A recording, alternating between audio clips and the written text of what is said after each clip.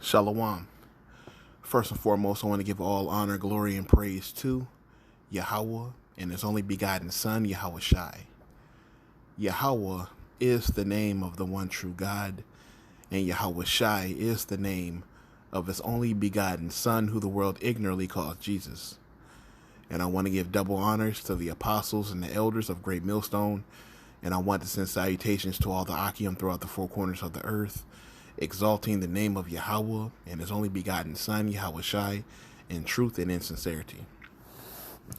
All right, so this lesson is going to be about an interview by Angela Yee, who you see on the screen. She is the host of this show called The Lip Service, where women talk about sexual encounters, intercourse, fornication, things of that nature. Just a bunch of whores sitting around talking about sex. So she had a guest, AJ Johnson, who, you probably seen her in a few movies like Baby Boy, The First House Party, and different other movies if you look her up. But she came on the show and talked about having threesomes. I guess the topic was threesomes. But she explained that she had already had what she considered a threesome, which is two men and one woman. She was the one woman and she had sex with two men, basically at the same time. And this is what we call a train. It's like you all aboard the train. She's the train, and then you hop on the train. When you got like an extra man in the room with a woman having sex, it's called a train. We call it the train. But they try to, water it down and say that, no, it's a threesome. It doesn't matter what it is. At the end of the day, you're in there with one or two men, two or three, and they're having sex with you all at the same time. It's wickedness. This is not the way sex is supposed to be done, all right? Especially for a woman, man. It's madness. It's wicked as hell. And she just blatantly opens up and just says this in front of an audience of millions of people can just click and type this in and see this. She has no shame. She has no shame in admitting this as a seasoned woman. A seasoned woman, meaning she's older, she's mature, in age at least. She's like 50 or late 40s, and she's admitting this. This is wicked. And she's boasting in it. Like she did it for her birthday. Celebrating a birthday already is off. And then on your birthday, you do this wickedness. So I'm going to play the clip, and you're going to see for yourself, man. Very normal for like threesomes when it's two women and a man. But do you think we'll ever come to a place in society where it'll be like a threesome is two men and a woman, and they'll be okay with that? No.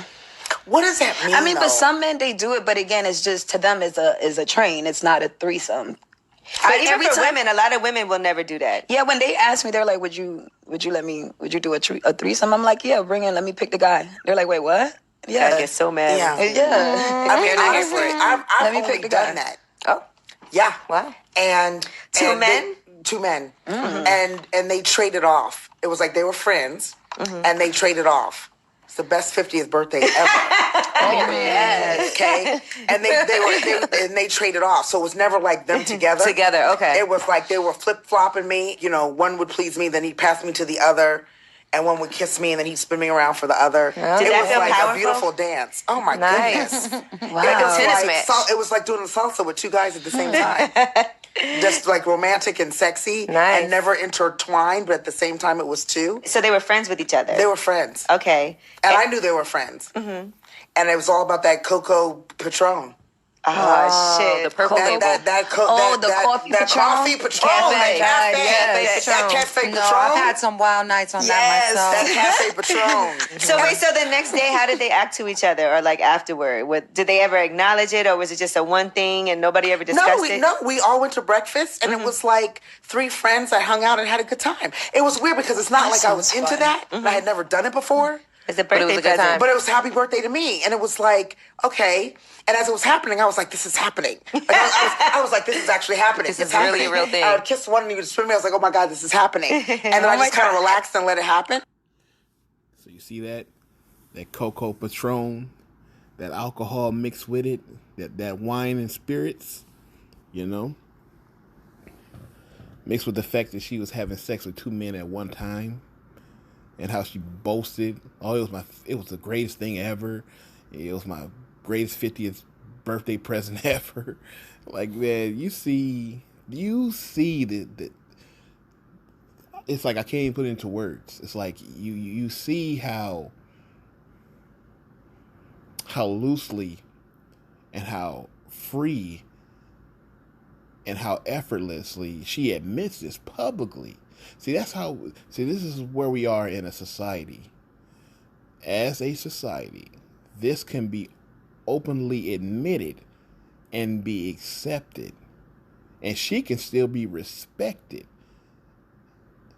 Her reputation is not tarnished because of this.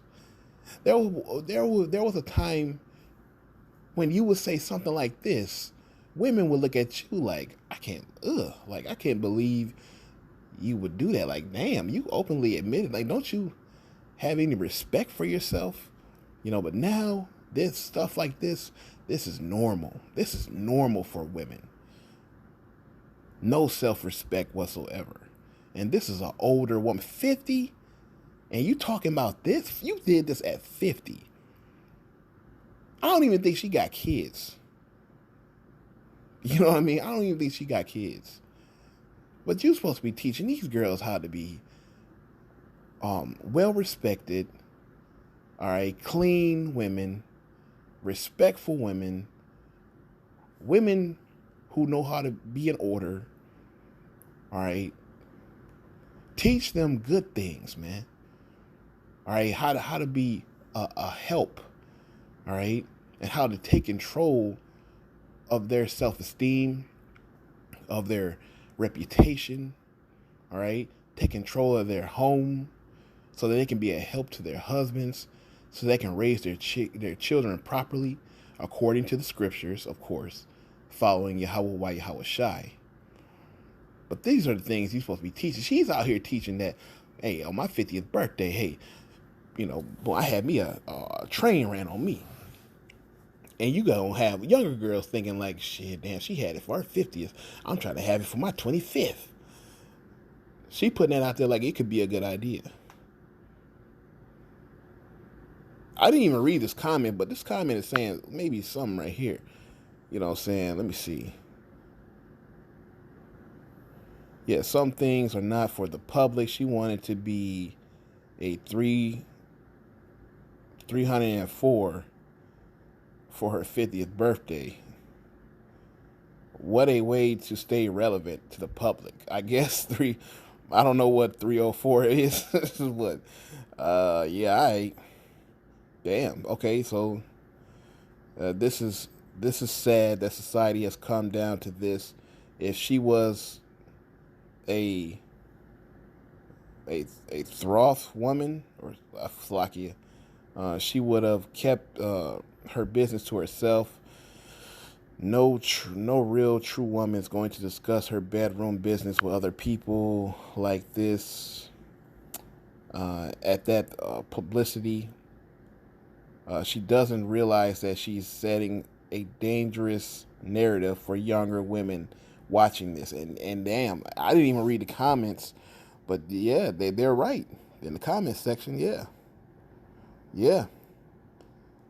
I totally agree. All right. Totally agree. But you see the wickedness of these women. This is just wicked as hell. This is Leviticus 19 and 29. It says, do not prostitute thy daughter to cause her to be a whore, lest the land fall to whoredom, and the land become full of wickedness. It's the prostitute.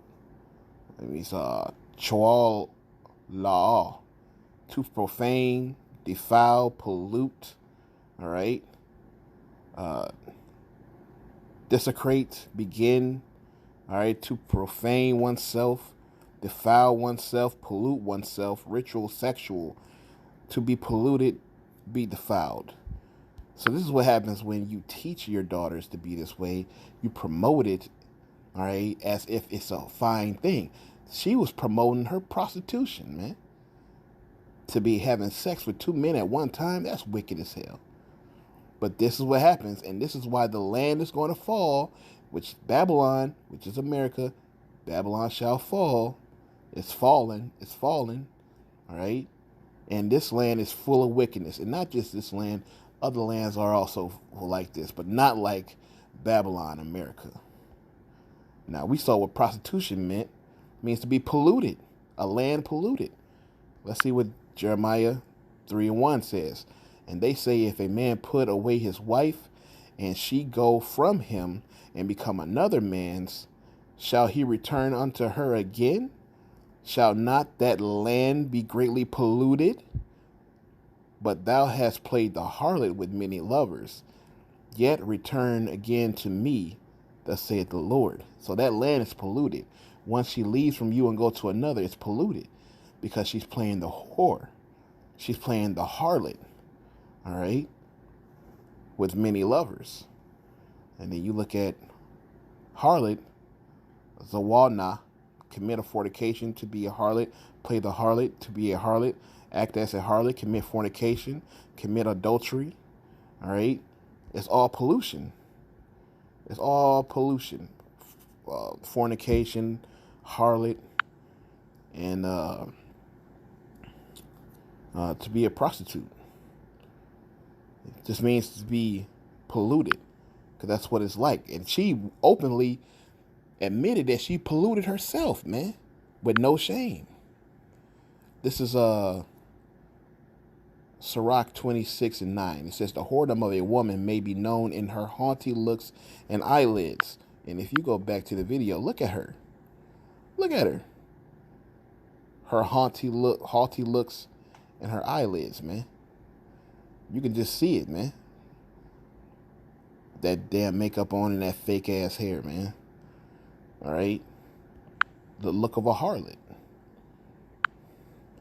It says, if thy daughter be shameless, keep her in straitly, lest she abuse herself through overmuch liberty. And overmuch liberty means overmuch freedom. When she has so much freedom, see, this is what happens when a woman has too much freedom, too much liberty. She will abuse herself. And you see this in women now.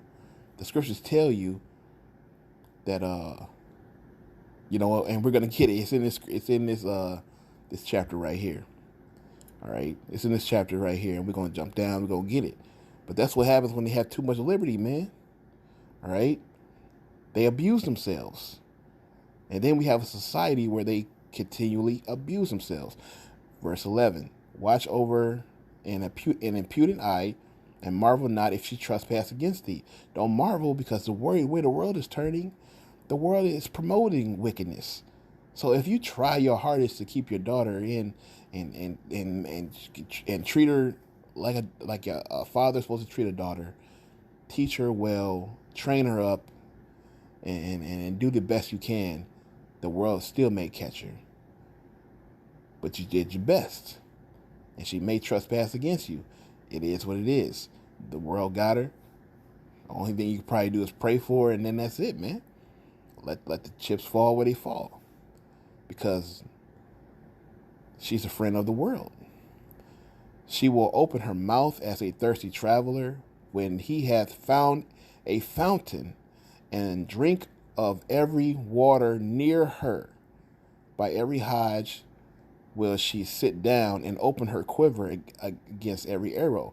That's a harlot, meaning she gonna sleep with whoever and do what she want. She gonna do how she feel. Whatever sexual desire she has, she gonna fulfill that. So however many men at one time or in different at different times, she's gonna do that.